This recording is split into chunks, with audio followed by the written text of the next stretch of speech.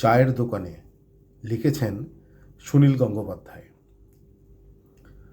লন্ডনে আছে লাস্ট বেঞ্চির ভীরু পরিমল। সতীন এখন সাহিত্যের এক পরমহংস। বিপু তো শুনেছি খুলেছে বিরাট কাগজের কল এবং 5টা চায়ের বাগানে 10 আনি অংশ। তদুপরি অবসর পেলে হয় স্বদেশ সেবক। 2.5 ডজন আরশোলা ছেড়ে ক্লাস ভেঙেছিল পাগলা অমল, সে আজ হয়েছে মস্ত অধ্যাপক।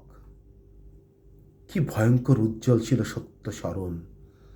সে কেন নিজের কণ্ঠ কাটল ঝকঝকে খুঁড়ে? এখনো ছবিটি চোখে ভাসলেই জাগে শিহরণ। দূরে চলে যাবে জানতাম, তবু এতখানি দূরে। গলির চায়ের দোকানে এখন আর কেউ নেই। একদা এখানে সকলে আমরা স্বপ্নে জেগেছিলাম। এক বালিকার প্রণয়ে ডুবেছি একসাথে মিলে 5 জনেই। আজ এমনকি মনে নেই সেই মেয়েটিরও নাম। ধন্যবাদ।